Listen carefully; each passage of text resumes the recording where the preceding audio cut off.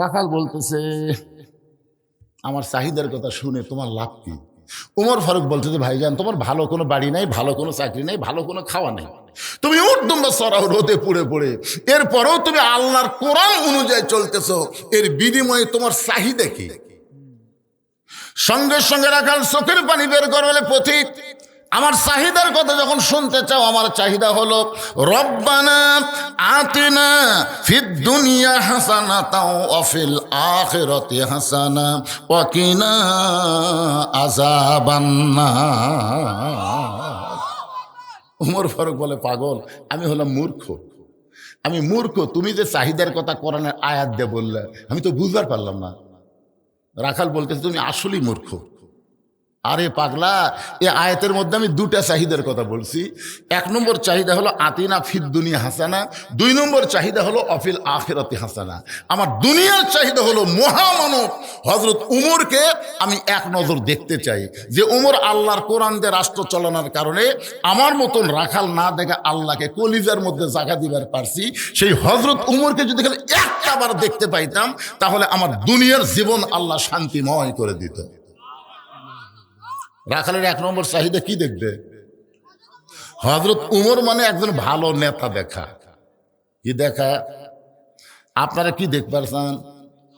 ভালো নেতা বাংলাদেশে দেখবার চান? কথা কর না কেন চান?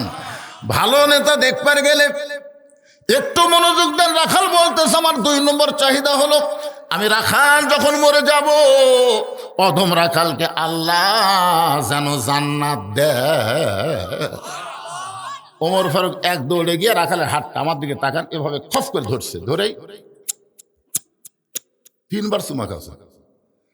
রাখাল বলতেছে পাগল নাকি, আমার ঘামা হাতে তুমি তিনবার চুমা দিলে। ওমর ফারুক বলে রাখাল ভাই, দুই নম্বর চাহিদা আল্লাহ তোমার পুরা করছে, মরার সঙ্গে সঙ্গেই আল্লাহ তোমার জন্য 8টা জান্নাতের দরজা খুলে দিবে। আপনারা তো সুবহানাল্লাহ বলেন, কিন্তু রাখাল সুবহানাল্লাহ কয় না। ওমর ফারুক বলে রাখাল তোমার দুই নম্বর চাহিদা আল্লাহ পুরা করছে, মরার সঙ্গে সঙ্গে আল্লাহ তোমাকে জান্নাত দিবে। রাখাল সুবহানাল্লাহ কয় না। ওমর ফারুক বলে রাখাল মরার সঙ্গে সঙ্গে আল্লাহ তোমার জান্নাত দিবে, তুমি সুবহানাল্লাহ কও না কেন? রাখাল বলতেছে মরার পরে আল্লাহ আমাকে জান্নাত দিবে, এই বাকি কথা শুনে আমি সুবহানাল্লাহ কই না। ওমর ফারুক বলে তুমি তাহলে কি শুনবার চাও? রাখাল বলতেছে আমি হযরত উমরকে একবার দেখবার চাই, সে নগদ কথা বলতে তোমার কোন জাকাত বাজায়? মরে গেলে জান্নাত এ কথা সবাই বলবার পারে, কারণ মরে গেলে জান্নাত এটা নগদ না বাকি। কিন্তু হযরত উমরকে এক নজর দেখতে পাবো, এই নগদ কথা বলতে তোমার কোন জায়গায় বাজে? ওমর ফারুক চিন্তায় পড়ে গেলেন, আমি যে ওমর এটা রাখালকে কেমনে বলবো? যে রাখাল আমাকে তওবা পড়াইছে, যে রাখাল আমাকে ভণ্ড কইছে, যে রাখাল আমাকে মুনাফিক কইছে, এখন যদি বলি আমি ওমর, বলাও সারা, রাখাল হাত ফেল করে মরাও সারা। এ জায়গার কোনো গল্প চলবি না বাবা। কি সাউন্ড ঠিকই আছে? একটু কান ফেলে শোনেন, মনোযোগ দিয়ে শোনেন, বুঝলেন? মনোযোগ না দিলে তো খুব খেয়াল করবেন। যে রাখাল হযরত উমরকে তওবা পড়াইছে, জোরে কান কি পড়াইছে? যে রাখাল হযরত উমরকে মুনাফিক কইছে, যে রাখাল হযরত উমরকে ভণ্ড কইছে, এখন যদি বলি আমি উমর, বলাও সারা, রাখাল হাট ফেল করে মরাও সারা। ওমর ফারুক যে রাস্তা দিয়ে যায়, ওই রাস্তা দিয়ে শয়তান কয়দিন যায় না? ওমর ফারুকের চেহারার মধ্যে ভয় আছে না নাই? শয়তান দেখলে পালায়া যায়। এখন যদি বলে রাখাল আমি ওমর, বলাও সারা, রাখাল হাট ফেল করে মরাও সারা। ওমর ফারুক চিন্তায় পড়ে গেলেন আমি কি করব? এমন সময় আল্লাহর কোরআন বলতেছেন উদউ ইলা সাবিলি রাব্বিকা বিল হিকমাহ। ওমর ডাইরেক্ট যদি বলবার না পারো তাহলে তুমি হিকমত অবলম্বন করো। ওমর ফারুক বলে রাখাল ভাই, সত্যি যদি ওমরকে দেখবার চাও তাহলে তোমাকে ফজরের নামাজ সামনে কাতারে আদায় করা লাগবে। ফজর যদি সামনে কাতারে আদায় করতে পারো, মেহরাবের দিকে লক্ষ্য করে দেখবে যেই মানুষটা ইমামতি করতেছে ওই মানুষটি হলেন হযরত ওমর। আল্লাহর কোরআন দিয়ে যখন বাংলাদেশ চলবে তখন প্রত্যেকটা এমপিকে ওই এলাকার বড় মসজিদের ইমামতি করার যোগ্যতা থাকা লাগবে। কি যিনি তিনি নেতা হতে পারবেন না ভাইজান। এই জন্য সবাই তো চায় না কোরআন দা বাংলাদেশ চলুক, কারণ কোরআন দা যখন শাসন চলবে, কোরআন দা যখন বাংলাদেশ চলবে, যিনি তিনি এমপি হতে পারবেন না। এমপি হওয়ার আগে ইমামতি করার যোগ্যতা থাকা লাগবে। আমার কথা কি বুঝতে পারছেন? ওমর ফারুক কি বলতেছে, রাখাল সত্যি যদি ওমরকে দেখতে চাও তাহলে তুমি কুঠি যাও, সংসদ ভবন যাও, গণভবন যাও। এ কথা বলে নাই, বলেছে ফজরের নামাজ সামনে কাতারে আদায় করবা। ফজর যখন সামনে কাতারে আদায় করবা, মেহরাবের দিকে লক্ষ্য করে দেখবা যেই মানুষটা ইমামতি করতেছে ওই মানুষটি হলেন হযরত ওমর। রাখাল ছোট বাচ্চার মতন কান্দে। ওমর ফারুক বলে, রাখাল কান্দো কেন? বলে, কান্দার কারণ হলো আমি বারান্দাত নামাজ পড়ি, আমি মসজিদের ভিতরে কোনোদিন ঢোকার সাহস পাই না। মসজিদের মধ্যে দামি দামি সাহাবি, ওই দামি দামি সাহাবির মধ্যে আমি রাখাল কেমনে যাই? ওমর ফারুক চোখের পানি বের করে বলতে, রাখাল ভাই তুমি বারান্দায় নামাজ পড়ো, তুমি কম দামি, আর মসজিদের মধ্যে নামাজ পড়ে এরা বেশি দামি। এই উল্টা কথা তোমাকে বুঝালো কে? আপনারা খেরের উপর বসে ওয়াজ শুনতেছেন আর আমি চেয়ারে বসে ওয়াজ করতেছি। আমি দামি, আপনারা কম দামি, এই কথা আপনাদের কে বুঝাইলো?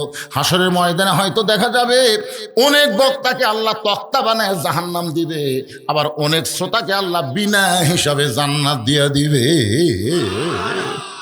তাহলে এখানে দামি আর কম দামি, তুমি বারান্দায় নামাজ পড়ো, তুমি কম দামি, আর ভিতরে যারা নামাজ পড়ে এরা বেশি দামি, এই কথা তোমার কে বুঝাইলো? বরং আল্লাহ কোরআনে বলেছেন, ইন্না আকরামাকুম ইনদাল্লাহি আতকাকুম। ওই ব্যক্তি সবচাইতে দামি হয় যার কলিজার ভিতরে আল্লাহর বেশি ভয়। সত্যিই যদি ওমরকে দেখতে চাও তাহলে ফজরের নামাজ সামনে কাতারে আদায় করা লাগবে। এখন কি করবা কও?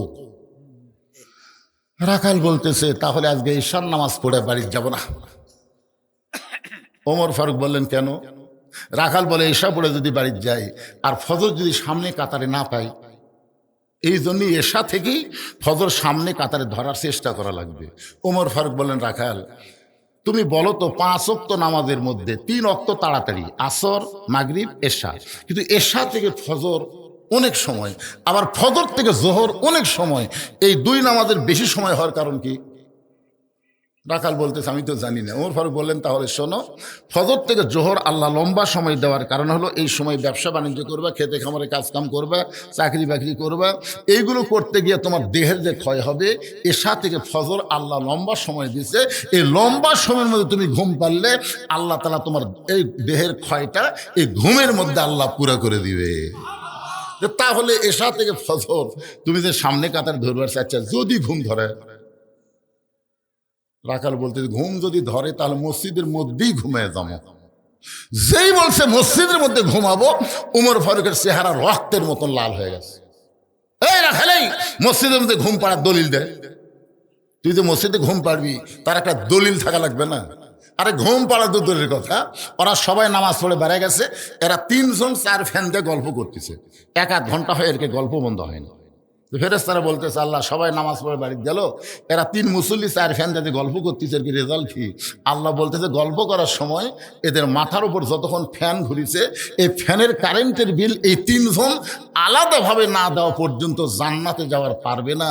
কারণ মসজিদ আর বাপের ঘর না, ইচ্ছা মতো ফ্যান ঘুরাবি। জোরে কথা কর না কেন ভাই, কথা কর না কেন? কি ছোটবেলা দেখছে, ছোটবেলায় আমি দেখছি কোনো লোক যদি কাঁচা পেঁয়াজ খায়, আগে তো পান্তা ভাত বেশি খাচ্ছিল, দুপুরে তো চাউলের দাম বেশি, পান্তা খাইয়া বুঝলেন ওই জগন্নাথ পড়ার কাছে ওর মুখ দেখালে পেঁয়াজের গন্ধ বাড়াচ্ছে মানুষ নামাজ পড়তে পড়তে। এই তুই জানিস না, কাঁচা পেঁয়াজ কাঁচা রসুন খেয়ে মসজিদে আসলে ফেরেশতারা কষ্ট পায়। এই জন্য আগে কেউ কাঁচা পেঁয়াজ কাঁচা রসুন খেয়ে মসজিদে যায়নি, কি বলতেছেন? কিন্তু এখন থেকে মসজিদের মধ্যেই পেঁয়াজ কাটে মুড়ি মাখতেছে। হ্যাঁ, মসজিদের মধ্যে খুচখুচ করে পেঁয়াজ কাটতেছে। আগে পেঁয়াজ খাইয়াই যায়নি, এখন পেঁয়াজই করতেছে, মানে মসজিদ আর বাপের রান্নাঘর। কথা বল না কেন? আর মসজিদের সবচাইতে খারাপ পরিবেশ করলো এই সিয়ার প্যাটিরা। ধর এখন কি প্যাটি? সিয়ার প্যাটি। এই সিয়ার প্যাটিরা, আপনি বলেন তো, বাড়িতে নামাজ পড়লে কয় গুণ সওয়াব? কয় গুণ? 1 গুণ।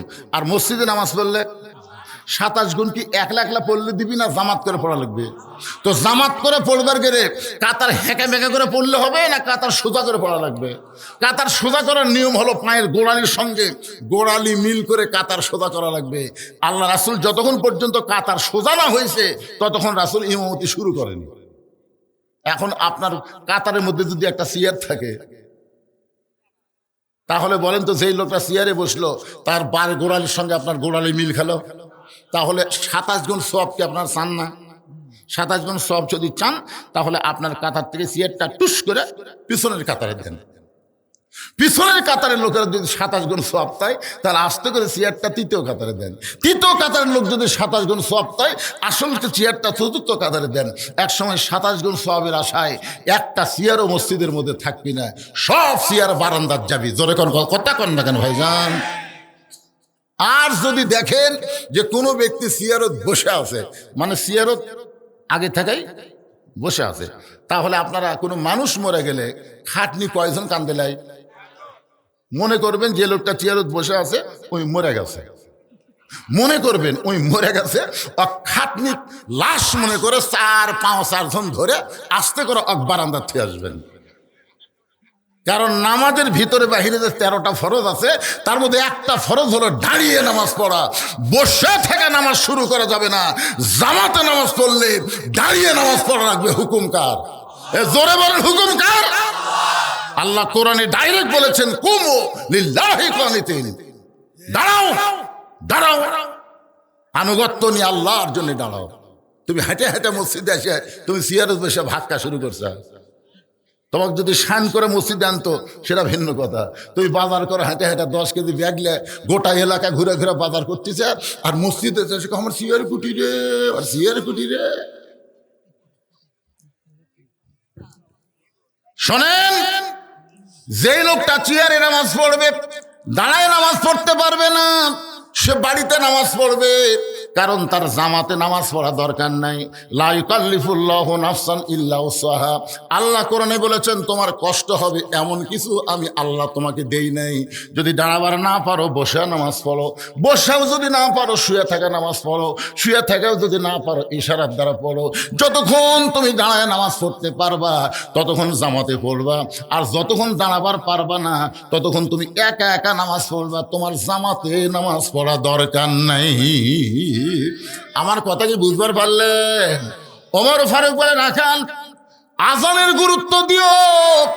5 ওয়াক্ত নামাজের মধ্যে সবচাইতে গুরুত্বপূর্ণ আজান হলো কোন নামাজের আজান? কেরে যুবক ছেলেরে কথা বলো নাকি বাবা? একটা পর্যন্ত মোবাইলের ফেসবুক চালাও। ফজরের আজানের মধ্যে একই শব্দ অন্য আজানে নাই, বেশিবার বলে 2 বার। একই শব্দ যেটা অন্য আজানে নাই ফজরের আজানে মুয়াজ্জিন বলে। এই শব্দ তোমাকে জানা আছে? কি শব্দ? আপনি যুবক তাই আমি এই ফেসবুক আলা করে বলতেছি, কথা কর না কেন? যুবক শোনো, বুড়া বয়সে নামাজ ধরে কোনো লাভ হবে না। নামাজ হচ্ছে যে কয়টা ঘুরতেছে দেখছেন দেখছেন দেখছেন।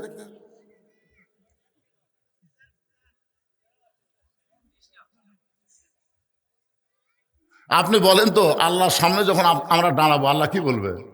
তোমার শৈশবকালের কোনো হিসাব আমি চাই না, বুড়াকালের কোনো হিসাব দেওয়া লাগবে না, তাহলে যৌবনকালের হিসাব দেওয়া জান্নাতে যাও। নামাজ হচ্ছে সরকারি চাকরির মতন ইবাদত। সরকারি চাকরি যেমন সব বয়সে হয় না, নামাজও কিন্তু সব বয়সে হবে না। সরকারি চাকরি 60 বছর করলে তারপরে সরকার কি দেয়? পেনশন দিয়ে দেয়, বসে থাকা খা। 60 বছর পর্যন্ত যারা জামাতে নামাজ পড়বে, বুড়া বয়সে যদি জামাত পড়বার নাও পারে আল্লাহ পেনশনে তাকে পুরো সওয়াব দিয়ে দিবে। জোরে কোন সুবহানাল্লাহ। এই জন্য ভাইজান সব ইবাদতের মধ্যে নামাজ হলো গুরুত্বপূর্ণ। লা সালাতা লা ঈমানা, যার নামাজ নাই তার ঈমানই নাই। লা সালাতা লা দীনা, যার নামাজ নাই তার কোনো ধর্মই নাই। বাইনাল আবদি ওয়াল কুফরি তারকুস সালাত, বান্দা কাফিরের মধ্যে পৃথক করার জিনিসটার নামই হলো নামাজ। একটু মনোযোগ দিয়ে শুনবেন। ওমর ফারুক বললেন আজানের গুরুত্ব দিও। এতদিন রাখাল নামাজ পড়েছে বারান্দায়, আজকে নামাজ পড়বে সামনে কাতারে। মুয়াজ্জিন যেই মাত্র বলেছে আসসালাতু খায়রুম মিনান নাওম, সঙ্গে সঙ্গে রাখাল উঠে জোরে জোরে হেঁটে হেঁটে মসজিদের বারান্দায় এসে বলতেছে, ও বারান্দা, মনে কষ্ট নিস না, আজকে দেখার জন্য আমি সামনে কাতারে যাব। জোরে কর, কিসের জন্যে? দেখার জন্যে। এখন কোনোদিন রাখাল মসজিদের মধ্যে ঢোকে নাই, আজকে ঢুকতেছে।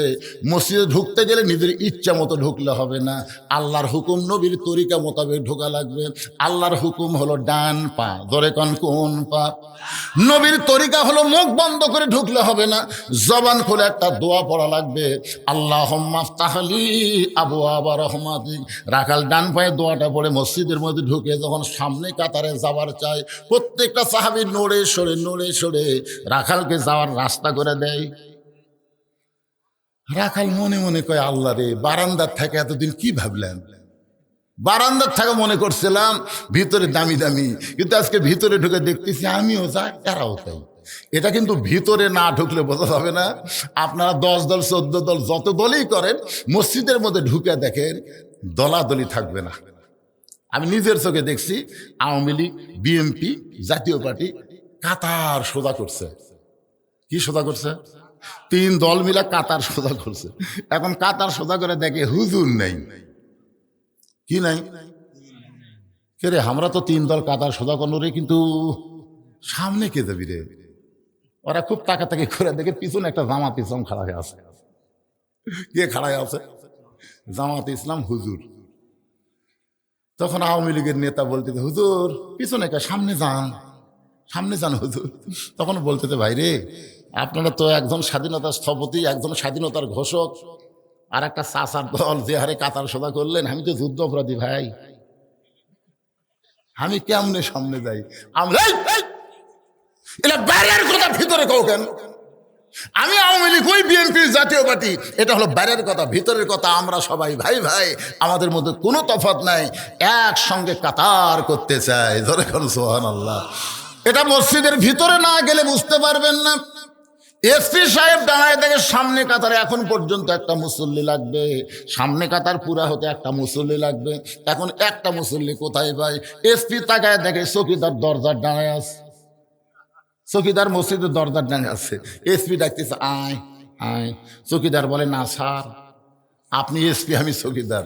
এসপি বলে, পাগলা, ওটা বাইরের কথা। আমি এসপি, তুই চৌকিদার, ওটা বাহিরের কথা, ভিতরের কথা, আয়। চৌকিদারের ভয় যখন যায় না, এসপি নিজেই কাতার ছেড়েছে।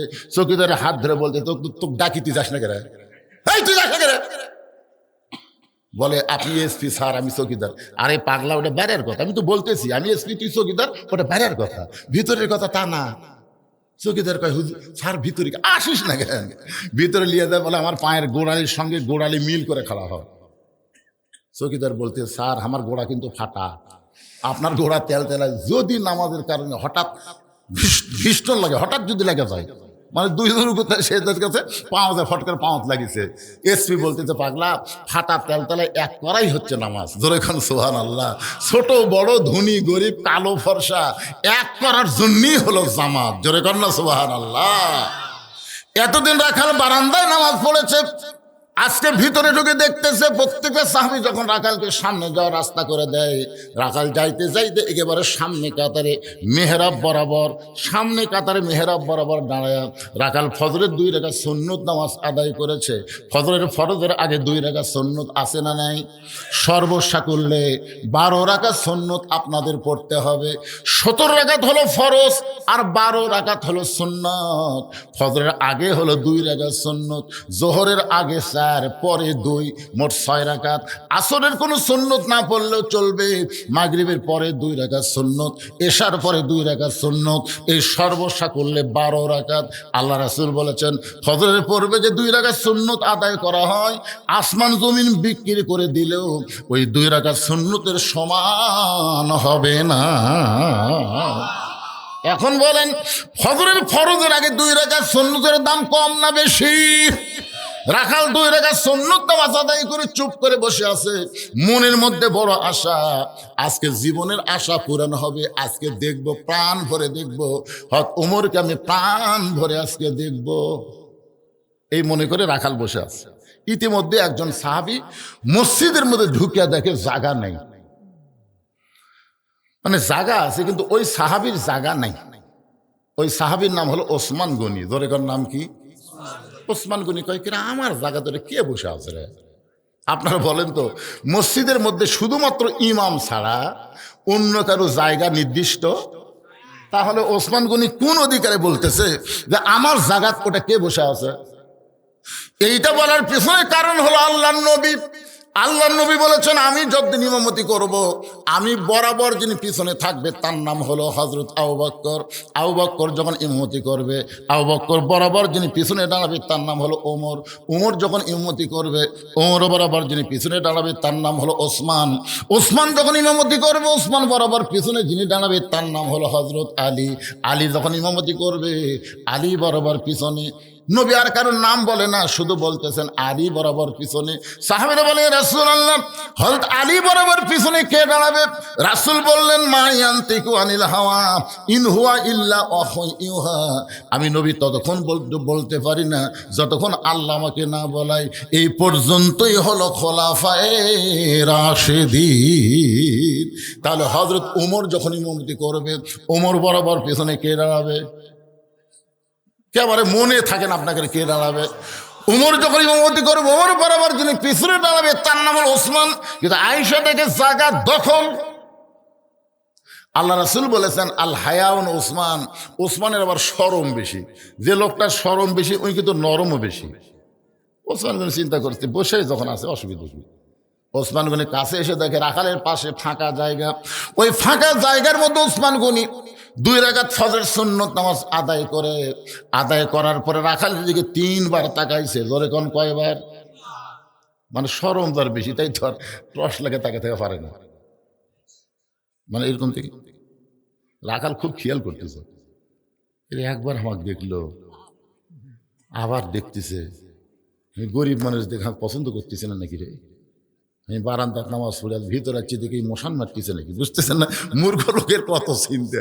আমি মূর্খ লোকের দিকে তাকায় খেপে দেবে। মানে একদিন এক অটো ভ্যানে তার হুক আমার এই গাড়ির সাথে বেজে দিবি। রাস্তা অটো তো ওই ইচ্ছা করলে চাকা নামার পারে, কিন্তু নামে ওই পাকার উপর আসতেছে। আমার ড্রাইভারকে বললাম, ভাই নামে দে, কারণ অটো কিছু হলে আমার তার জরিমানা নিবি। ধরে এখন কথা ঠিক কিনা? একদিন এক অটো বাজিয়েছিল, আমার গাড়ি চামড়া উঠে গেছে, তাও হাত থেকে 1000 টাকা লিখে, হুজুর আমার গাড়ি বেকার গেল, আমার 50,000 গেল, অধিকার খেয়ে নিনি। আমি সেদিন তার ড্রাইভারকে বলি, তুই নামে দিস, তুই চাকা নামে দিস, ওই হেলিকপ্টার চালাচ্ছে চলাক। আমি একদিন ওই অটোর চলানা খারাপ দেখে শুধু গ্লাসটা নামে ওই দিকে তাকাছি, খালি তাকাছি। অটোরা বলে, হুজুর মশান মারতেছে। আমি সেই দিন তওবা করছি, ভাই কোনো মূর্খ লোকের দিকে আমি আর তাকাবো না, তাকালি আর খেপে যায়। ওসমান গনি কয়বার তাকাছে? একবার তাকাইছে, 2 বার তাকাইছে। যেই মাত্র 3য়বার তাকাইছে, সঙ্গে সঙ্গে রাখাল বলে, এই মিয়া বারবার কি দেখো মিয়া? ওসমান গনি ভয়ে থরথর করে দাঁড়িয়ে গেছে। ওসমান গনি থরথর করে দাঁড়িয়ে বলতেছে, ভাইজান কোনোদিন আপনাকে দেখি নাই, আজকে প্রথম দেখতেছি। একবার না দেখে 2 বার দেখছি, 3 বার দেখছি ভাই, কারণ কোনোদিন তো তোমাকে সামনে দেখি নাই। আজকে আমার পাশে তোমাকে পাইয়া বারবার দেখতেছি, তুমি যে আমার ভাই। বলে, আমি তোমার ভাই না, আমি হলাম রাখাল। ওসমান গনি বলতেছে, তুমি আমার ভাই, আর আমি বলে, আমি তোমার ভাই না, আমি হলাম রাখাল। যেই বলছে আমি রাখাল, সঙ্গে সঙ্গে ওসমান গনি মুস্কি মুস্কি হাসতেছে। কারণ রাখাল যারা হবে তাদের ভাষা নরম হলে হবে না, রাখালের ভাষা মাঝে মধ্যে গরম হওয়া লাগবে। ধরে কোন কথা ঠিক কি না? আল্লাহর নবী বলেছেন প্রত্যেকটা অভিভাবককে আল্লাহ রাখালের দায়িত্ব দিয়ে দুনিয়াতে প্রেরণ করছে। প্রত্যেকটা অভিভাবককে আল্লাহ রাখালের দায়িত্ব দিয়ে দুনিয়াতে প্রেরণ করেছে। এখন হয়তো আপনারা ভাবতেছেন, হুজুর আমাদের তো কোনো গরু ছাগল নাই, তাহলে আমরা কার উপর রাখালি করব? আপনি চোখ বন্ধ করে দেখেন, আছে। এই আমি বলার আগেই বলে দিছে, আপনি চোখ বন্ধ করে দেখেন, 50 বছরের একটা গাভী আছে, 22 বছরের একটা আইডিয়া আছে, 17 বছরের একটা বকনা আছে। এখন হয়তো ভাবতেছে গাভী আইডিয়া বক নাকি? গাভী মনে করেন আপনার বউ, এটা মনে করার জন্য বলতেছি ভাই রে। মনে করেন 1 হালি কলা যদি 1 টাকা হয়, 10 হালির দাম কত? হ্যাঁ, 1 হালি 1 টাকা হলে 10 হালি। তখন এক ছাত্র বলতেছে, এটা কি কলা স্যার? স্যার অঙ্ক বোঝানোর জন্য বলতেছে, এক হালি 1 টাকা হলে 10 হালের দাম কত? তো বলতেছে এটা কি কলা স্যার? স্যার মনে করতেছে কলার নামই যখন শুনবার চাচ্ছে তো ভালোটাই করছে, অনুপম কলা। ওই চিন্তা করে আমার বাবা 1 হালি কলা 20 টাকা দিয়ে নিয়ে আসে, আর স্যার 1 টাকার কথা কয়। তখন বলতে, স্যার অনুপম কলা 1 টাকা হালি আপনার ইয়ের মধ্যে দিবি। এটা বুঝানোর জন্য বলতেছি ভাই, মনে করেন এটা আবার বাড়ি যেতেন কন্যা বউ গাভী কষে, এটা বুঝানোর জন্য বলতেছি। মনে করেন 50 বছরের গাভী হচ্ছে আপনার বউ, 22 বছরে আনে হলো আপনার ছেলে, 17 বছরের বুক না হলো আপনার মেয়ে। এখন বলেন তো, আমার বউ, আমার ছেলে, আমার মেয়ে আমার অধীনে যতদিন থাকবে রাখালি করার দরকার আছে না নাই? জোরেজন আছে না নাই? আপনি মসজিদের সামনে কাতারে নামাজ পড়েন, আলহামদুলিল্লাহ, আপনার চাইতে ভালো মুসল্লি কেউ নাই। কিন্তু এশার নামাজ পড়ে বাড়ির যায় দেখতেছেন আপনার বাড়ির ভিতর থেকে বাদ্য আসতেছে, হরি হরি হরি হরি লো। আমি মুসলমান, মসজিদের সামনে কাতারে নামাজ পড়লাম, আমার ঘরের মধ্যে হিন্দু করে বাদ্য কেন? ঢুকে দেখতেছেন আপনার গাভী, আপনার বউ ভারতের স্টার জলসা দেখতেছে। এখন বলেন তো, আপনি নামাজ পড়বেন আর আপনার বাড়িয়ালি স্টার জলসা দেখবে, আপনার রাখালির দরকার আছে না নাই? রাখালি কি হেলাপেন্টি দিয়ে আস্তে করে বইয়ের কাছে বসে রিমোট কন্ট্রোল দিয়ে টিভি অফ করে বলবেন, বিবি তুমি যে ভারতের স্টার জলসা দেখতেছো, ওই ভারতের খবর জানো? বউ বলতেছে, ভারতের খবর কি? ভাই ভারতের খবর হলো আমাকে 400 বছরের পুরাতন মসজিদ ভাঙ্গা, 400 বছরের বাবরি মসজিদ ভাঙ্গা তারা ওই জায়গাতে রাম মন্দির তৈরি করছে। ভারতে রাম মন্দির বানানোর বহু জায়গা আছে, কিন্তু কোনো ফাঁকা জায়গা রাম মন্দির না বানায়া আমাদের মসজিদ ভাঙ্গা ওই জায়গা রাম মন্দির তৈরি করছে। যেই ভারতের হিন্দুর বাচ্চারা আমাদের মসজিদ ভাঙ্গা রাম মন্দির তৈরি করে, ওই ভারতের চ্যানেলে দেখা যায়। বউ বলতেছে, এই কথা আপনি আমার আগে কননি কেন? আমি আজ থেকে ভারত বয়কট করলাম। বউ বলতেছে, আজ থেকে আমি ভারত বয়কট করলাম, যে ভারত মসজিদ ভাঙ্গা মন্দির বানাই ওই ভারতের চ্যানেল দেখা যাবে। এই জন্য ভারত বয়কট, ভারত। আরো জোরে জোরসে বলেন, মায়া আজ থেকে এই মুহূর্ত থেকে ভারতের কোনো চ্যানেল দেখা যাবে, কারণ ভারতের হিন্দুরা নাটক করে, সিনেমা করে, পূজা দিয়ে, আর এই পূজার বাদ্য মুসলমানের ঘরত যদি বাজে, ওই ঘরত ফেরেশতা আসবি। আপনি দেখেন না কেন, আপনার বউ তো আপনি সাইজ করলেন, এখন আড়িয়া আপনি শীতের মধ্যে আসসালাতু খায়রুন মিনান নাম শোনার সঙ্গে সঙ্গে আপনি বাপ মসজিদে ওযু করে আসতেছেন, কিন্তু আপনার ছেলের দিকে একটু খবর শোনেন তো। ওই আজান দেওয়ার আগে কিন্তু 3.5 হাতি আসছিল। আজান দেওয়ার আগে আপনার 22 বছরের ছেলে কিন্তু 3.5 হাত ছিল। যে আজান শুরু হয়ে গেছে, ওই তখন ল্যাপ মাথার উপর দিস, আজান শুরবি রাজে, তো ল্যাপ মাথার উপর দিলে পাও টাইনে বুকের সাথে, আপনি জানলা দিয়ে তাকে দেখতেছেন, পাও নাই মাথাও নাই। আমার আইডিয়া কোথায় রে? বিলাই যেমন ইন্দুর ধরে, বিলাই যেমন ইন্দুর ধরে, আপনি চুপি চুপি ঘরের মধ্যে ঢুকে খালি কম্বল টান দিয়ে দেখেন, ল্যাপের তলে আপনার ব্যাটার সাইজ আর সকালবেলা সাইড টিভি কুত্তার সাইজ একই সাইজ। ফজরের নামাজ বাদ দিয়ে ঘুম পাড়ে যারা, কুত্তার আমল করে তারা। আমি যেই বলব ফজরের নামাজ বাদ দিয়ে ঘুম পাড়ে যারা, আপনার বলবেন কুত্তার আমল করে তারা। বলতে পারবেন ভাইজান, ফজরের নামাজ বাদ দিয়ে ঘুম পাড়ে যারা, যারা বলতেছে না এরাই ফজর পড়বি না রে। না না, মসজিদের উন্নয়ন মানে কি? টাকা দিয়ে মসজিদ টাইল ফাইল দিয়ে বিদেশি প্যাটার্নের মসজিদ করে কোনো লাভ হবে না। মসজিদের উন্নয়ন হচ্ছে মুসল্লি কালেকশন করা। জোরে কর কথা, ঠিক কিনা? আর 5 ওয়াক্ত নামাজের মধ্যে সবচাইতে গুরুত্বপূর্ণ নামাজ হলো ফজরের নামাজ। একের 60 গলা খাকা দেন। আমি যেই বল ফজর নামাজ বাদ দিয়ে ঘুম পাড়ে যারা, আপনার বলবেন কুত্তার আমল করে তারা। ফজর নামাজ বাদ দিয়ে ঘুম পাড়ে যারা,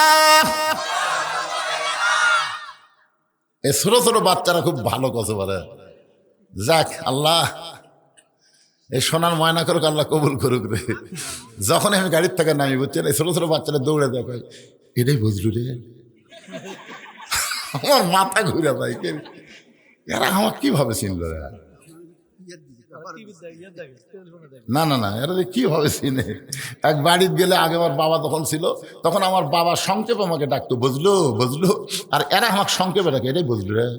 জীবনে এরা আমাকে হুজুর কয় না ভাই, জীবনে কয় না।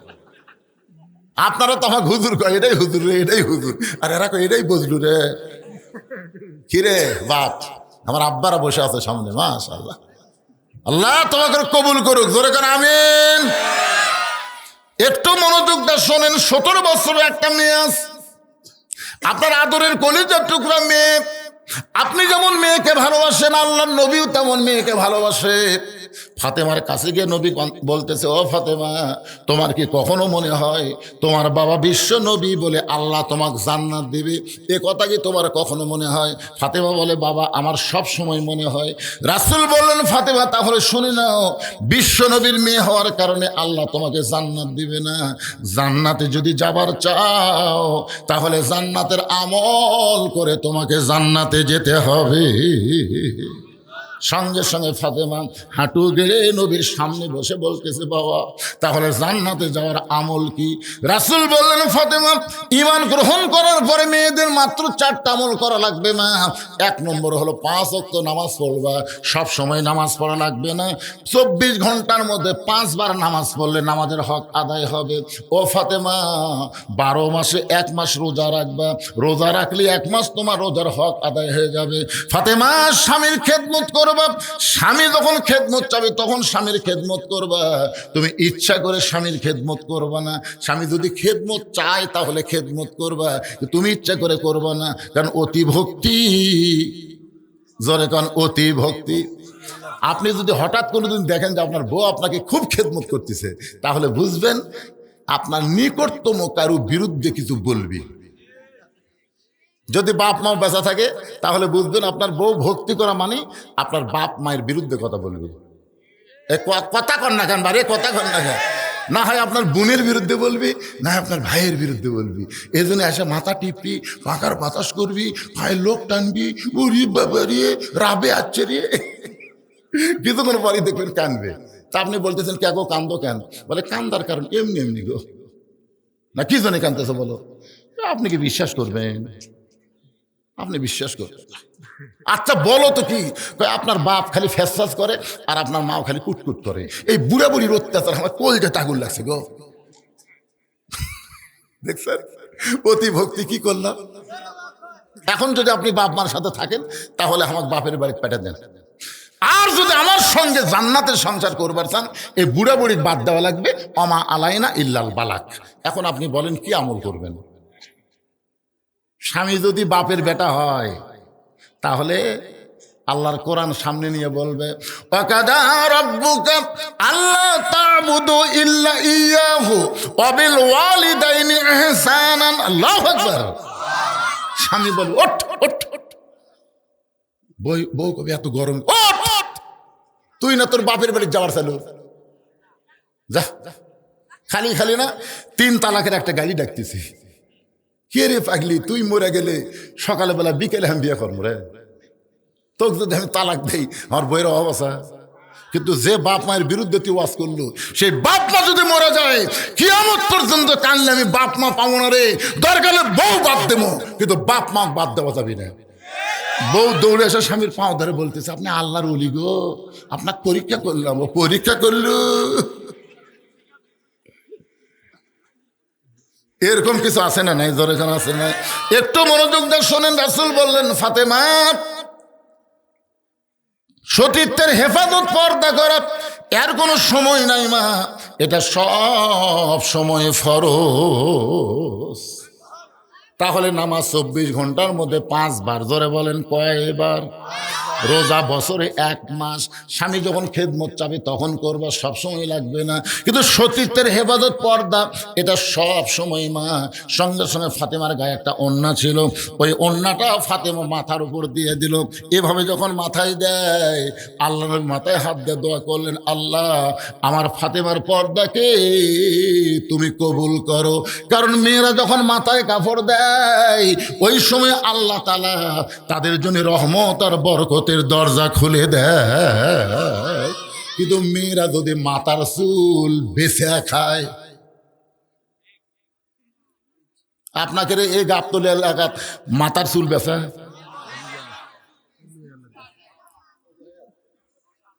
এ মায়েরা শোনেন, মহিলারা মারা গেলে 5 কাপড় দেয়, পুরুষকে 3টে দেয়, মেয়েদের কয়টা দেয়? 5টা দেয়। আপনারা জানেন পুরুষের মতোই কিন্তু 3 কাপড়, মেয়েদের 2টা কাপড় 2 জায়গায় বাঁধে, একটা হলো সিনা বাঁধ আর একটা হলো মাথা বাঁধ। তাহলে মরার পরে যদি মাথা বাঁধে, সে মাথার চুলের দাম কম না বেশি? আল্লাহ রাসূল বলেছেন, ফাতেমা, চুল শুধু পুরুষের মধ্যে একজনই লাড়া ছাড়া দেখতে পারে, সেটা হলো তোমার স্বামী। স্বামী ছাড়া অন্য কোনো পুরুষ মেয়েদের চুল লাড়িয়া ছাড়া হাত দিয়ে দেখতে পারবে না। কিন্তু এখন যারা চুল কিনতেছে, এরা কি যখন চুল দিল তখন ফেরওয়ালা লাড়িয়া ছাড়া এদিকে 1 টাকা কাঁচা টাকা তুলে দিছে, এদিকে চুল দিয়ে তুলে দিয়ে বলতে, ভাবি খালি সামান্যর জন্য 200 টাকা হচ্ছে না, সামান্যর জন্য। ভাবি বলতেছে, রে আমি তো সারা সপ্তাহে চুল তুলাম, এই এর মধ্যে কিন্তু হলো না, সামান্য। ভাবি কি করবে না কোনো কেন? তাহলে একটু ধৈর্য ধরেন ভাই, আমি আসতেছি। ওই বাড়ির যাই বলছেন মুড়িয়া চিরুনি দিয়ে, আপনি যে প্যারাশুট কিনে দিয়েছেন, জুই বেলি ফুল কিনে দিয়েছেন, ওরে ওইলা খেলা আছে, ওই মুড়িয়া খালি চটপট করে মারতেছে, পটপট করে ছিঁড়তেছে, নিয়ে এসে দেখেন তো ভাই, ফেরোল আবার লাড়িয়ে ছেড়ে গেল, লাড়তি তার বলতে ভাবি যাক যাক কি করবেন, আজকে একটু কম আছে, আগামী সপ্তাহ কিন্তু ধরিয়া দিবেন। যে মেয়েরা বাঁচা থাকতে ফেরোয়ালের কাছে মাথার চুল বেচা খায়, ওর মাথা যতই বান্ধব মরার পরে ওই মাথা লিয়া জান্নাত যাবার পারবি না। জান্নাত যাবার গেলে মাথা কাটে ফেলে দিয়ে যাওয়া লাগবে। কি মন খারাপ করতে যান?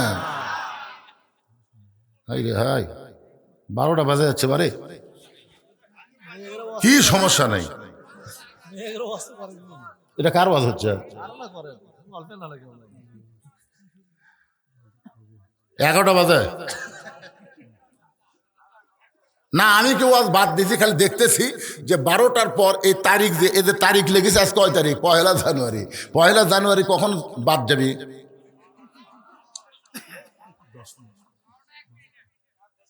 একটু মনোযোগ দেশ, উঠা বসা করেন কেন বাড়ি? কেবল মা বোনদের ওয়াজ হচ্ছে, আমার মায়েরা খালি কলজা হয়ে শুনতেছে। ও সেটা লেখা নাই, ওটা সেটা আমি লেখা দিয়ে দেবো, অসুবিধা নেই। বাবা সবাই বসেন বসেন, ওটা বসা করবেন না, বিরক্ত হবেন না, একটু মনোযোগ দিয়ে শোনেন। আল্লাহ রাসূল বললেন, ফাতেমা মাথায় হাত দিয়ে বললেন, আল্লাহ পর্দাকে কবুল করে নাও। এই দোয়া করার পরে যখন নবী চলে গেলেন, ফাতেমা পর্দার মধ্যে নিজকে এমনভাবে ঢুকাইলেন, কিছুদিন পরে আল্লাহ নবীকে জানাই দিলেন, ওগো নবী, আপনার ফাতেমা পর্দা গ্রহণ করার পরে আমি আল্লাহ ফাতেমাকে কবুল করেছি। ফাতেমাকে কবুল করার কারণে আমি আল্লাহ একটা ফাতেমাকে ডিগ্রি দিলাম, সেই ডিগ্রিটা হলো খাতুনে জান্নাত, ফাতেমা তো জোহরা। ফাতেমা জান্নাতি নারীদের নেত্রী হবে। এই যে কিছু কিছু বাচ্চারা বাইরে চিল্লাচিল্লি করতেছে, কিছু কিছু বাচ্চারা দেখেন, আচ্ছা এরা কি মাটি ফেটে বাড়াছে না এর কেউ না কেউ জন্ম দিছে? কথা বল না কেন বারে, এরা কি মাটি ফেটে বাড়াছে? সন্ধ্যার সময় আপনার বউ দেখবেন ঘোড়া, আমার বউ আছে, আমার বউ সন্ধ্যার সময় মুরগির ঘোড়া দেখে, প্রতিদিন লাইট লেজে দেখে। আমি কি দেখো গো, যে মুরগি হাঁস ঠিক মতো উঠলো কিনা, সন্ধ্যার সময় মুরগি হাঁস ঠিক মতো উঠলো কিনা, মেয়ে ঠিকই দেখতেছে। মরদ মানুষ সন্ধ্যার সময় গরু ছাগল ঠিক মতো গোয়াল ঘর উঠলো কিনা ঠিকই দেখতেছে, কিন্তু রাত 10টা বাজা গেল ওর পাটাকুটি। তুমি মুরগি হাঁসের খোঁজ করো, গরু ছাগলের খোঁজ করো, তোমার ছেলে কোন জায়গায় তুমি খোঁজ করবা না? সন্ধ্যার সময় যদি বাপ মা খোঁজ করতো, আজকে এরা এত রাত্রে ওখানে চিল্লাচিল্লি করতো না। ধরে কোন কথা কন না কেন ভাইজান, এরা মাটি ফেটা বাড়াই নাই, এই যে জন্ম দিছে দোয়া দরুদ ছাড়া মুরগির মতো লাফ দিয়ে উঠছেন। কি রে এলা মাল হসে এত রাত্রে যারা বাড়া চিল্লে, এরা কি? মাহফিল কমিটির উচিত হলো মাহফিলের মেলা যদি করবার চান কমপক্ষে ½ কিলো দূরে যান। কিসের মেলা রে? যে যারা মেলা বিক্রি করতেছে এরা কি মুসলমানের বাচ্চা না? আজকে কোরআনের মাহফিলকে বাইপাস করে মেলা বেচা কেনা করো, এই টাকা খাও, পেটের মধ্যে ভাসি হবি, লাখ টাকা খরচ করলে অসুখ ভালো হবি না। কি কথা রে বারে, শোনেন, আমি গোটা বাংলাদেশ ওয়াজ করি, কিন্তু এই বগুড়ার মধ্যে দাওয়াত কম দিছি। এই হাসিনার আমলে তখন বগুড়া ঢুকপারি দেয়নি। এখন একটু মোটামুটি ওয়াজ করতেছি, কিন্তু এরকম বিরক্ত করলে হবে না তো। কে মন খারাপ করতেছেন? আপনাকে কিছু বলতে বাড়িয়া তারা। সুবহানাল্লাহ। একটু মনোযোগ দেন। আমার মা ফাতেমাকে আল্লাহ তাআলা খাতুনে জান্নাত ডিগ্রি দিলেন। কিছুদিন পরে নবী এই খবর জানার পরে ফাতেমার কাছে এসে বললেন, ফাতেমা, তুমি পর্দার মধ্যে থাকার কারণে আল্লাহ তোমাকে খাতুনে জান্নাত ডিগ্রি দিয়েছে। ও ফাতেমা, আল্লাহ তোমাকে জান্নাতি নারীদের নেত্রী বানায় দিস। একটু মনোযোগ শুনবেন। ফাতেমা জান্নাতের নেত্রী হয়ে গেল। শুধু দুনিয়াতে পর্দা করলো না, পর্দার মধ্যেই আল্লাহ তাকে দুনিয়া থেকে নিল, আবার পর্দার মধ্যেই তাকে দাফন করা হলো। জান্নাতুল বাকির কোন জায়গায়? ফাতেমার কবর। এখন পর্যন্ত দুনিয়ার কোনো মানুষ খুঁজে পাইল না, কারণ ফাতেমাকে আল্লাহ কবর পর্যন্ত পর্দা করে নিয়ে তাকে জহুরা ডিগ্রি দান করে দিল। জোরে কোন সুবহানাল্লাহ। ওসমান গনি মুচকে মুচকে হেসে বলতেছে, ভাইজান, কোনোদিন আপনাকে সামনে কাতারে দেখে নাই, আজকে প্রথম দেখতেছি ভাই, এই জন্য 3 বার তাকাইছি। বলে, আমি বারান্দাত নামাজ পড়ি, আমি সামনে কাতারে আসবো কেন? আমি বারান্দাত নামাজ পড়ি, কারণ বারান্দাত নামাজ পড়ার মজাই আলাদা। রাখাল ওসমান গনিকে বলতেছে, বারান্দাত নামাজ পড়ার মজায় শেষে আসে আগে যাওয়া। বারান্দাত নামাজ পড়ার মজা কি? জোরে কোন মজাটা কি? শেষে আসা আগে যাওয়া। দেখবেন অনেক মুসল্লি ইচ্ছা করে ভিতরে ঢোকে না, ওরা বারান্দাত শেষে আসবে, আগে যাবে। রাখাল বলতে যে বারান্দাত নামাজ পড়ার মজাই আলাদা, কিন্তু আজকে সামনে কাতারে আসার একটাই মাত্র কারণ হলো দেখার জন্য আইছি। আজকে দেখা হয়ে গেলে আর কোনোদিন কষ্ট করে আমি সামনে কাতারে আসবো না। ওসমান গনি বলতে যে, ভাইজান, আজকে যে আপনার দেখা হবে তার গ্যারান্টি কি? রাখাল বলে, আমার চোখের পাওয়ার ভালো, দেখার জন্য সামনে কাতারে দেখি আমি চলে যাব। ওসমান গনি কান্দের বলে, ভাই, আজকে কয়েক বছর হলে সামনে কাতারে নামাজ পড়ি, এখন পর্যন্ত আমার ভাগ্যে দেখা হলো না, এখন পর্যন্ত আমার দেখার ভাগ্য হলো না। রাখাল চিন্তা করে বলতে যে, ভাইজান, তাহলে আপনার চোখের মধ্যে কোনো সমস্যা আছে, কয়েক বছর হলে সামনে কাতারে নামাজ পড়েন, এখন পর্যন্ত আপনার দেখার ভাগ্য হলো না। রাখাল দেখতে চায় হযরত ওমরকে, আর ওসমান দেখতে চায় নামাজের মালিক আল্লাহকে। এই লোভটা কে দিছে জানেন? নামাজের মধ্যে আল্লাহ দেখা যায়, এই লোভটা আল্লাহ নবী দিছেন। বুখারী শরীফের কিতাবুল ইহসানের হাদিস, আনতা আবুদুল্লাহ কান্নাকা তারাহু ফাইন লাম তাকুন তারাহু ফাইন্নাহু ইয়ারাকা। যখন করে আল্লাহর বান্দা ইবাদতের মধ্যে শামিল হবে, এক জগ পানির মধ্যে এক মুষ্টি চিনি ঘন্টন মারলে ওই পানির মধ্যে চিনি যেমন বিলীন হয়ে যায়, শত চেষ্টা করলেও পানির মধ্যে চিনি যেমন আলাদা করা যায় না। আল্লাহর কোনো বান্দা আল্লাহর নামাজ যখন শুরু করবে, ওই বান্দাকে নামাজ থেকে আর কোনোদিন আলাদা করা যায় না। ওই নামাজের মধ্যে আল্লাহ দেখা যায়। আল্লাহ যদি দেখা না যায়, আল্লাহ তাকে দেখতেছে, এই বিশ্বাস আসে তার কলিজায়। আল্লাহ রাসূল বলেছেন, as-সালাতু মিরাজুল মুমিনিন, নামাজ হচ্ছে মুমিনদের মেরাজ। রাখাল বলতেছে, ভাই, একটা কাম করেন। ওসমান গনি বলে, ভাই, কি কাম? বলে, আপনার এই চোখ দিয়ে তো আপনি দেখতে পাচ্ছেন না, তাহলে আপনি আমার হাত ধরেন, আপনি আমার হাত ধরেন, আমি নিজেও দেখব এবং আপনাকেও দেখাইয়া দিব। ওসমান গনির সামনে আল্লাহর কোরআন চলে আইছে। ধরে কেন কি আইছে? আল্লাহর কোরআন বলতেছে, ইয়া আইয়ুহাল্লাযীনা আমানুত্তাকুল্লাহা ওয়া কুনু মা'আস সাদিকিন। রে ইমানদার বান্দারা, আল্লাহর ভয় যদি তোমাদের কলিজার মধ্যে রাখতে চাও, তাহলে সত্যবাদীর তোমরা সাথী হও। ওসমান মনে মনে ভাবতেছে, আল্লাহ, নিজের যোগ্যতায় এখন পর্যন্ত তোমাকে দেখবার পাই নাই, কিন্তু আল্লাহ এমন একজন বান্দা সে পাইছি, সে নিজেও দেখবে এবং আমাকেও দেখায়া দেবে। ওসমান করে মহব্বত করে রাখালের হাতটা ধরেছে দেখার জন্যে। জোরে কন, কি জন্যে? জোরে কন, কি জন্যে? আর রাখাল বলেছে আমার হাতটা ধরে আমি দেখাই দিব। যেমন মানুষ তেমন বিশ্বাস। ওসমান গনি হাতটা ধরে বসে আছে, আল্লাহ সে নিজেও দেখবে এবং আমাকেও দেখাই দিবে। আল্লাহ এমন একজন আল্লাহওয়ালা পাইছি, অকুনু মা'আস সাদিকিন। আল্লাহ বলেছেন সত্যবাদীর তোমরা সাথী হও। একটু মনোযোগ দিবেন। কিছুক্ষণ পরে যখন নামাজের সময় হয়েছে, জামাতের সময় হয়েছে, এমন সময় মুয়াজ্জিন আকামত দেওয়া শুরু করেছে। ওসমান গনি রাখাল দুইজনই দাঁড়ায় গেছে।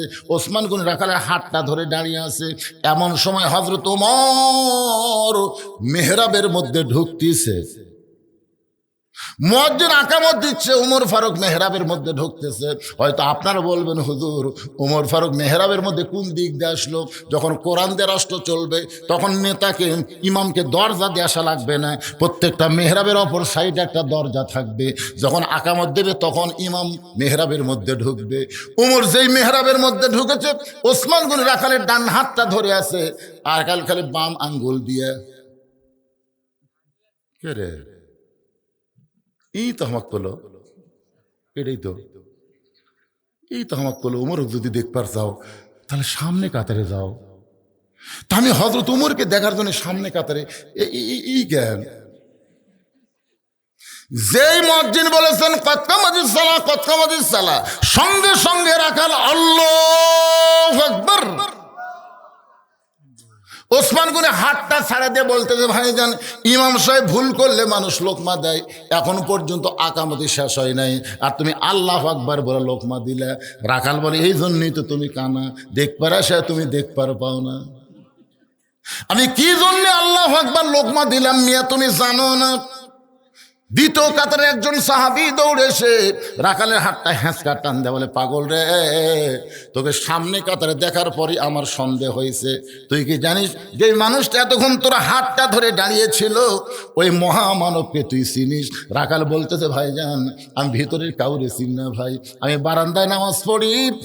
সাহাবী বলতেছে পাগল, যেই লোকটা তোর হাত ধরে এতক্ষণ দাঁড়িয়েছিল তুই যাকে কানা কানা বলে তিরস্কার করতেছিস, ওই মানুষটির নাম হলো হযরত ওসমান গনি। ওসমান গনি নাম শুনছেন? একদিন আল্লাহ রাসূল বললেন ওসমান আল্লাহ তোমাকে কত সম্পদ দিছে তুমি কি তার হিসাব জানো? ওসমান গনি বলতেছি ইয়া রাসূলুল্লাহ, সম্পদশালীর জন্য আল্লাহ যেদিন থেকে যাকাত খরচ করছে সেদিন থেকে তো হিসাব রাখা লাগবেই, কারণ শতকরা 2.5 টাকা কাক দেওয়া লাগবে। কথা কন না কেন ভাইজান? দেন বা না দেন, দেওয়ার কথা আছে না নাই? তো রাসূল বলল আল্লাহ তোমাকে কত সম্পদ দিছে একটা হিসাব দাও।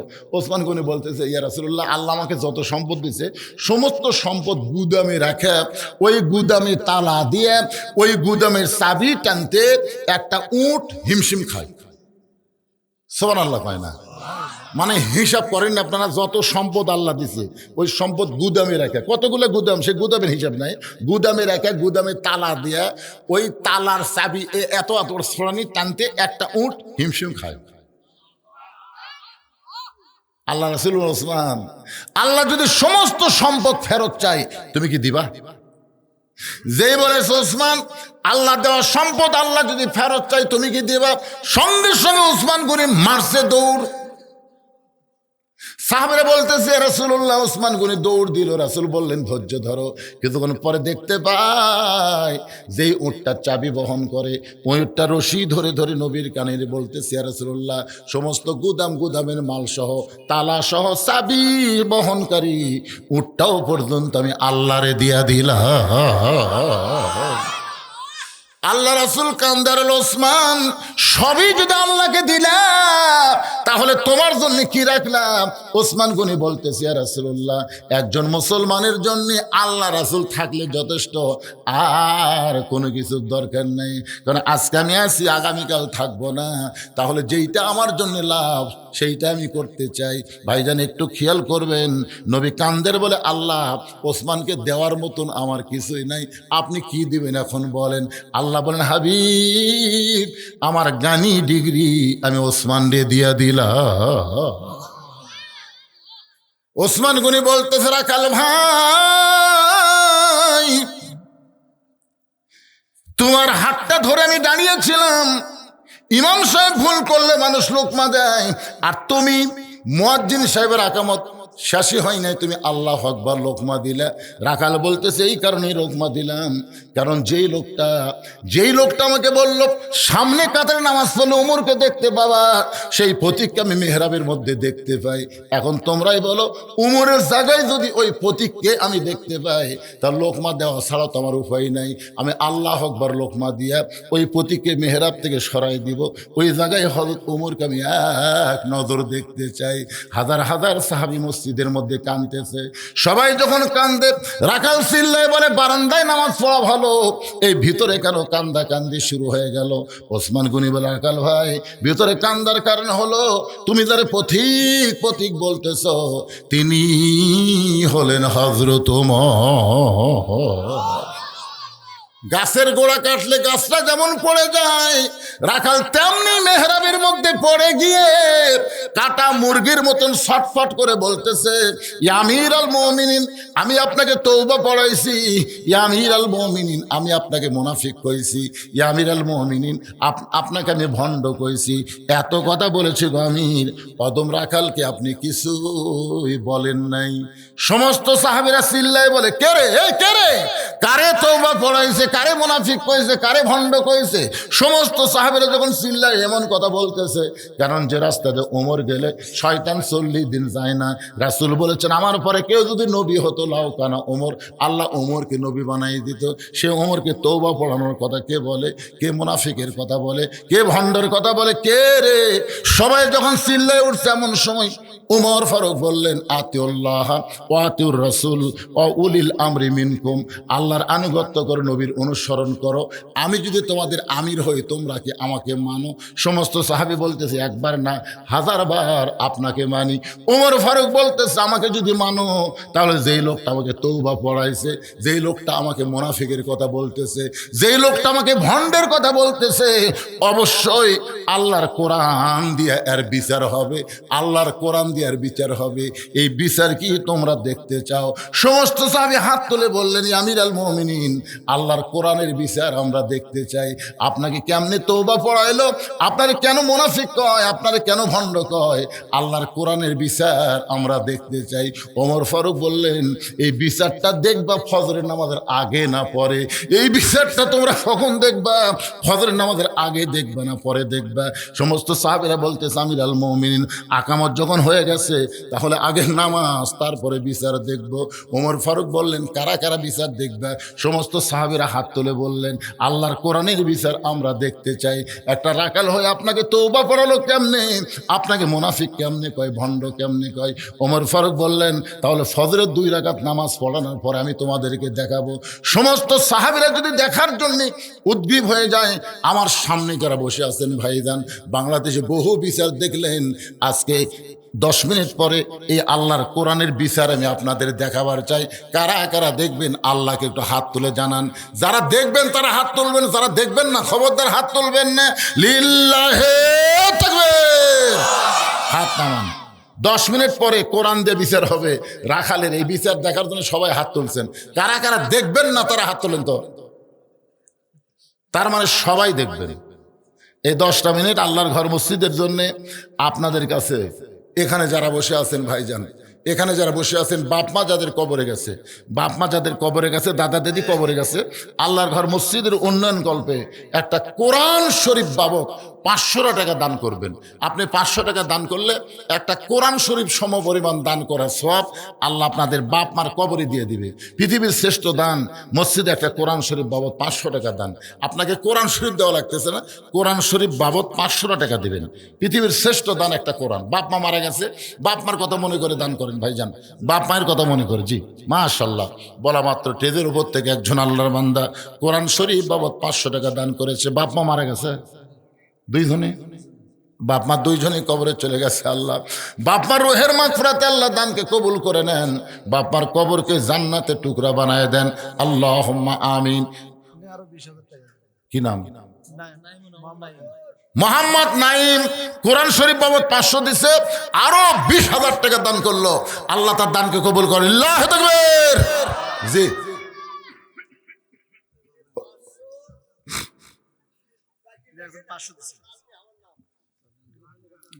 বাড়ি এই গ্রামে। আপনার নাম?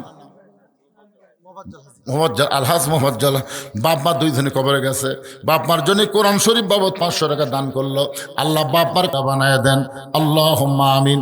এ যারা বাকি দিবেন, কোরআন শরীফ বাকি হবে না ভাইজান। আপনি সিমেন্ট দেন, রড দেন, যা পারেন দেন, কিন্তু কোরআন শরীফটা নগদ দেওয়া লাগবে। নবীন 2টা কোরআন শরীফ বাবদ 1000 টাকা দান করছে, আল্লাহ কবুল করেন। ওটা ধরেন তো, ধরা লাগবে তো, আমিও দূর যাওয়ার বাড়ি। রিমন আল্লাহর বান্দা আল্লাহর ঘর মসজিদের জন্য 10টা কোরআন শরীফ বাবদ 5000 টাকা দান করছে। আল্লাহ তার দানকে কবুল করেন, আল্লাহর নিয়ত নেকাজা করেন। আল্লাহর আরেকজন বান্দা কোরআন শরীফ বাবদ, পৃথিবীর শ্রেষ্ঠ দান, একটা কোরআন শরীফ, না পারলে একটা, পারলে 10টা দেন, 20টা দেন। একটু আল্লাহর বান্দা আরেকজন কোরআন শরীফ বাবদ 500 টাকা দান করেছে। আল্লাহ দানকে কবুল করেন, কবুল করো, কবুল করো। কি বিলু কোরআন শরীফ বাবদ 500 টাকা দান করছে। বাপ মা যদি কবরে যায়, এ দানের ওসিলায় বাপ মার কবরকে জান্নাতের টুকরা বানায় দেন। আপনারা কিন্তু হাত তুলেছেন, বিচার না দেখে যাবেন না, ওদের যাচ্ছেন। লিমা তাকুলু মা লা তাফালুন। কেরে আপনি 10, 20, 50, 100 টাকা ব্যাগের মধ্যেও দেওয়ার পারবেন না। হয়তো বলবেন হুজুর আপনার জামায় সময় দিছি, এখন দেওয়া যাবে না। ব্যাংকে মানুষ জীবনে একবার টাকা রাখে না, বারবার রাখে।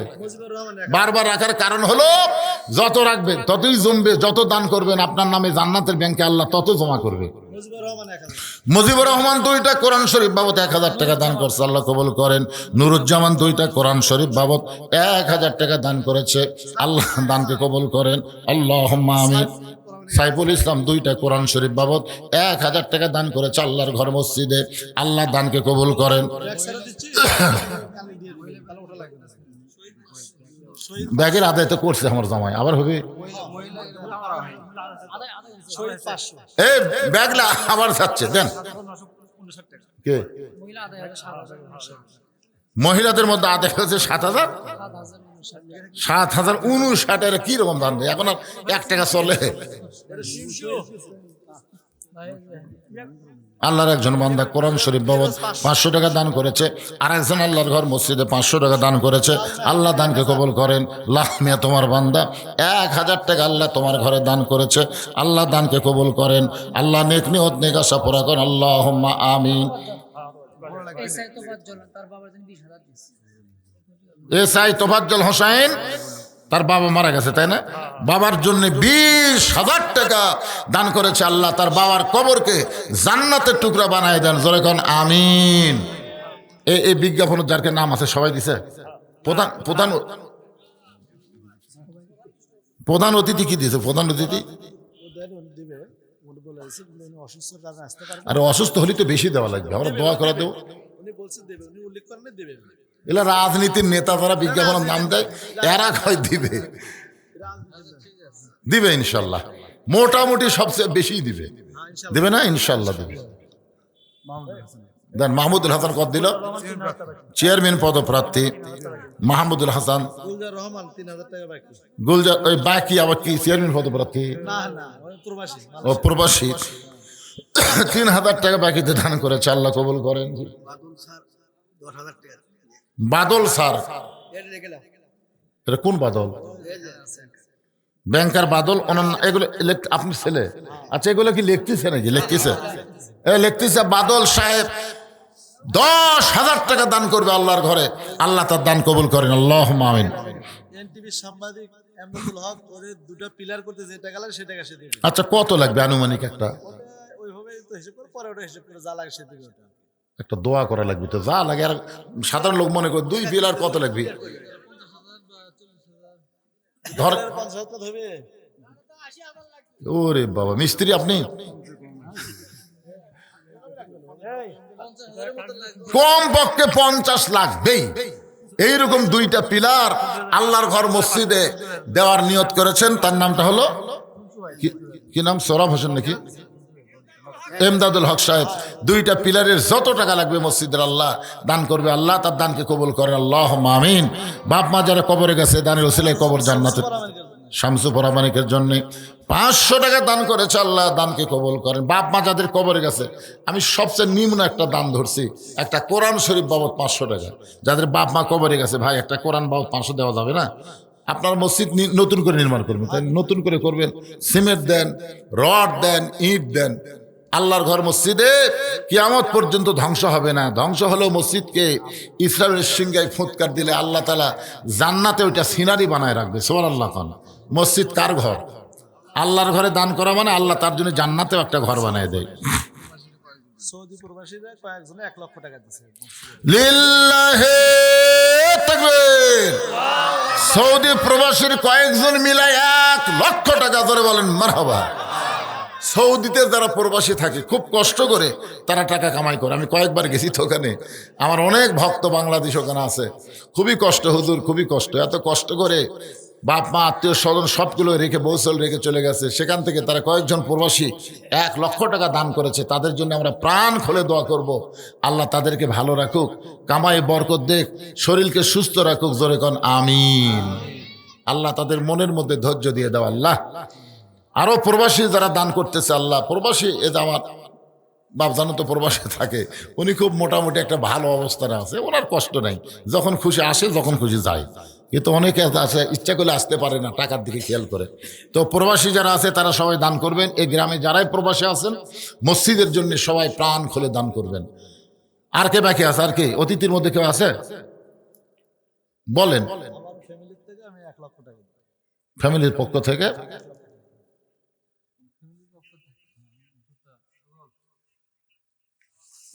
আমার ফ্যামিলি থেকে খোরশেদ আলম, এটা কি? হ্যাঁ, খোরশেদ আলম পিন্টু সাহেবের পরিবারের ফ্যামিলির পক্ষ থেকে 1 লক্ষ টাকা ধরে বলেন মারহাবা। আল্লাহ তার এই বিশাল দানকে কবুল করেন। আবার যখন যা লাগবে দান করবি ইনশাল্লাহ। যারা দেয় তারাই দেয়, বোঝেন না কেন? যারা দেয়, হ্যাঁ, লিটন সরকার 500 টাকা দান করেছে। আল্লাহ লিটন সরকার দানকে আল্লাহ আপনি কবুল করেন, আল্লাহুম্মা আমিন। এখানে যে মোহাম্মদ, আচ্ছা সবাই তো দিল তাই না? পেস্তা হ্যাঁ হয়েছে। পেস্তাও দিছে। সোহরাব হোসেন সজল দিছে। না সদলে আসেনি। সজল তো সোহরাব হোসেন সজল সাহেব দেরি করতেছেন কেন? কোনটা কত? 500। সোহরাব হোসেন সজল সাহেব 5000 টাকা দান করবে। আল্লাহ তার দান কবুল করুক। জোরে কোন আমিন। ইনশাল্লাহ মসজিদের কাজ শুরু করবেন। পৃথিবীর আল্লাহর ঘর তৈরি শুরু করছে, তৈরি শেষ হয়নি, এরকম দেখছেন আপনারা? শুরু করলে ইনশাল্লাহ দেখবেন হয়ে যাবে। আপনাদের মনে করেন না টাকা হয়নি এখন শুরু করবো না, এটা কিন্তু শয়তানের ধোকা। টাকা হয়নি তার মানে শয়তান ধোকা দিয়েছে, টাকারও লাড়াছাড়া খা।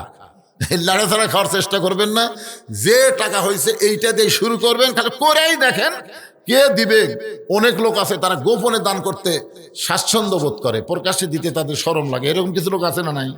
পৃথিবীর যত বড় বড় কাজ হয়েছে এগুলো কাজ কিন্তু প্রকাশ্যে দানে হয়নি, গোপন দানই বেশি হয়েছে। ইনশাল্লাহ মসজিদ হয়ে যাবে, মসজিদ আপনারা শুরু করবেন। এখন আসেন একটু জিকির করা। জি প্রিন্স 5 বস্তা সিমেন্ট দান করবে। আল্লাহ প্রিন্সের দানকে আল্লাহ কবুল করেন, আল্লাহুম্মা আমিন। একটু জিকির করেন, লা ইলাহা ইল্লাল্লাহ, লা ইলাহা ইল্লাল্লাহ, লা ইলাহা ইল্লাল্লাহু মুহাম্মাদুর রাসূলুল্লাহ সাল্লাল্লাহু আলাইহি সাল্লাম। ফজরের নামাজ শেষ, প্রত্যেকটা সাহাবী তাকায় আছে। যে উমর রাস্তা দিয়ে গেলে শয়তান 40 দিন যায় না, সেই উমর বিচার করবে রাখালের। যে রাখাল তাকে তওবা পড়াইছে, মুনাফিক কইছে, ভণ্ড কইছে। এখন আপনাদের কাছে আমার প্রশ্ন হলো, উমর যখন সাহাবী ছিল তখন সবচাইতে গরম ছিল। যেদিন থেকে হযরত উমর মদিনার খলিফা হয়েছে সেদিন থেকে উমরের চাইতে নরম মানুষ আর কেউ নাই। সুবহানাল্লাহ কর না কেন? দায়িত্ব পাওয়ার পরে ভালো হয় রে। আর আমাদের বাংলাদেশের দায়িত্ব পাওয়ার আগেই ভালো। গরিবের বন্ধু, সমাজ সেবক, জনদরদি।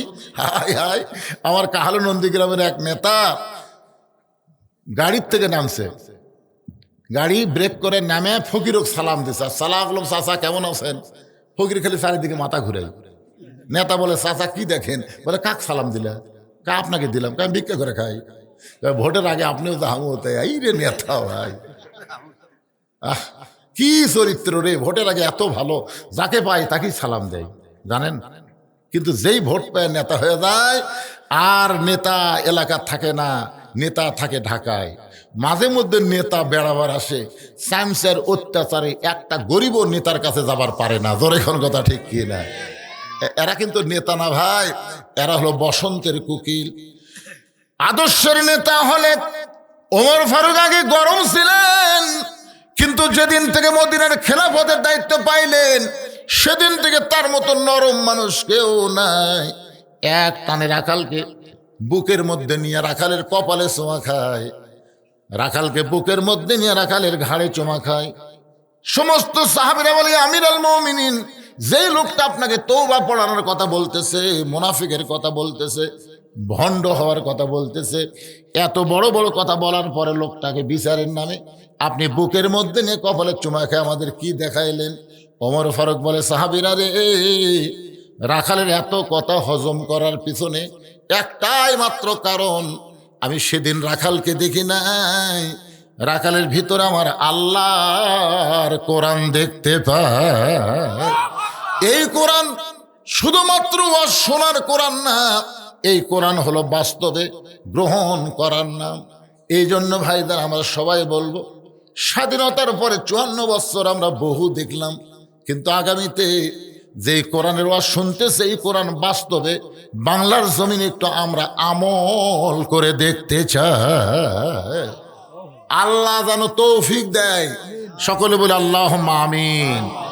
ইস্তেগফার পড়েন, আস্তাগফিরুল্লাহ রব্বি মিন কুল্লি জামবি ওয়া তুবু ইলাই, আস্তাগফিরুল্লাহ রব্বি মিন কুল্লি জামবি ওয়া তুবু ইলাই, লা হাওলা ওয়ালা কুওয়াতা ইল্লা বিল্লাহিল আলিয়্যিল আযীম।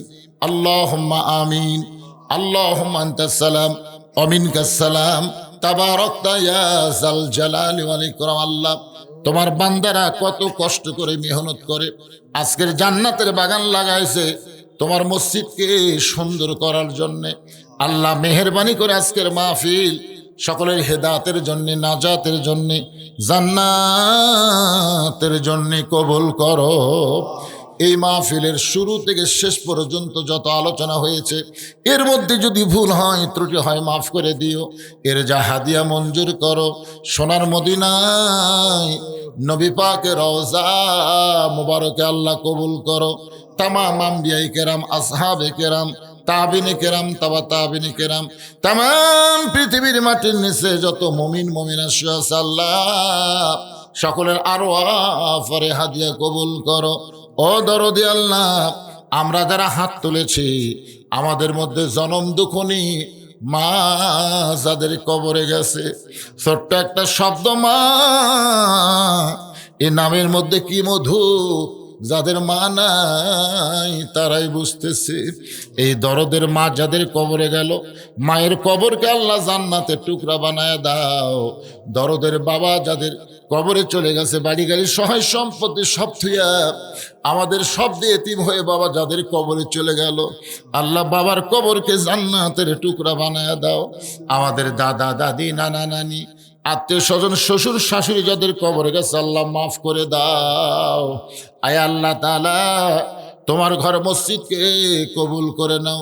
তোমার মসজিদকে মহব্বত করে নগদে বাকিতে লক্ষ লক্ষ টাকা, এমনকি গামছার মধ্যে 10টা টাকা হলেও যারা দান করেছে, আল্লাহ সব দানগুলোকে জান্নাতের বিনিময়ে তুমি কবুল করো। আজকের মাহফিলের সম্মানিত সভাপতিকে আল্লাহ তুমি কবুল করো, সহসভাপতিকে আল্লাহ তুমি কবুল করো, প্রধান অতিথিকে আল্লাহ তুমি কবুল করো, বিশেষ অতিথিদের আল্লাহ কবুল করো।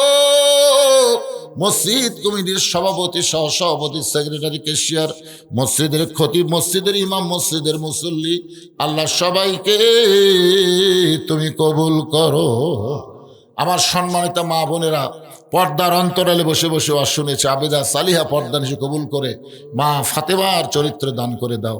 আল্লাহ, আমি অসুস্থ, আজকের মাহফিলের প্রধান অতিথি অসুস্থ, আল্লাহ সবাইকে সুস্থতা দান করো। আল্লাহ কে কোন নিয়তে হাত তুলেছে, সকলের নেক নিয়ত, নেক আশাকে আল্লাহ তুমি কবুল করো।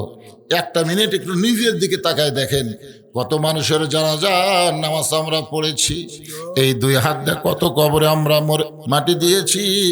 একদিন আমরা সবাই মরে যাব। যেদিন আমাদের মৃত্যু হবে, দিনটা যেন জুমার দিন হয়, মাসটা যেন রমজান মাস হয়। ইমানের সাথে, ইজ্জতের সাথে এই দুনিয়া থেকে বিদায় নেওয়ার সময় আমাদের জবানে জারি করে দিও লা ইলাহা ইল্লাল্লাহু